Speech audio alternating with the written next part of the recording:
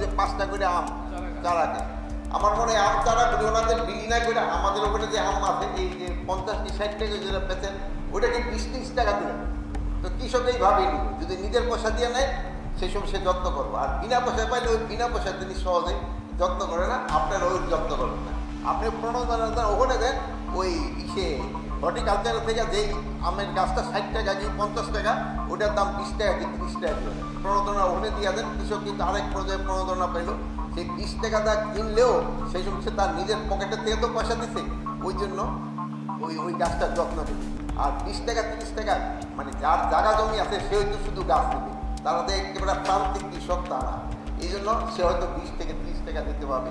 ওই সার এইসব প্রণোদনাগুলি দিয়েন না, দিলে ওই সে দাম কমায় দেয় ভোটের গাছটা।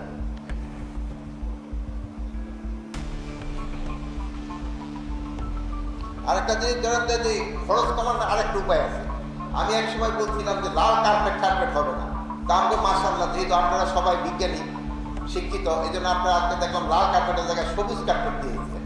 এতে কি খরচ কমলো কিনা আমি জানি না, লাল আর সবুজ কার্পেটের তো দাম তো একই, কিন্তু আমাদের এই জনগণকে কিন্তু এইভাবে আপনারা ধোকা দিয়ে এই ধোকা দিয়ে এক খরচ কিন্তু কমাইতে পারতেছেন।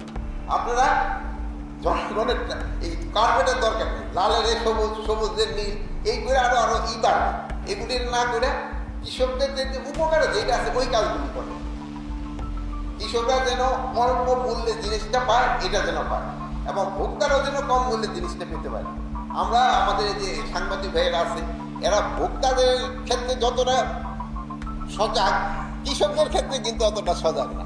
কৃষকরা যেসব দাম না পায়, এই যে এখন আলুর দাম পাচ্ছে না, এটা নিয়ে কিন্তু আমার ভাইয়েরা খুব একটা বেশি বলে না।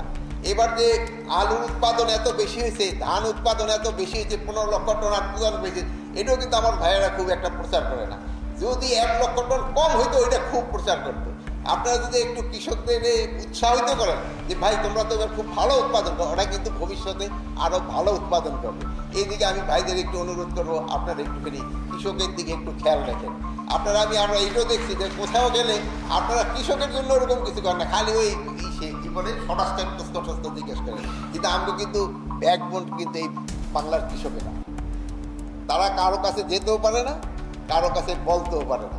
এইটার জন্য আপনারা যদি একটু উদ্যোগ হয়ে তাদের সমস্যাগুলি বলেন, এটা কিন্তু খুবই আমাদের জন্য ভালো এবং দেশের জন্য ভালো এবং জনগণের জন্য ভালো।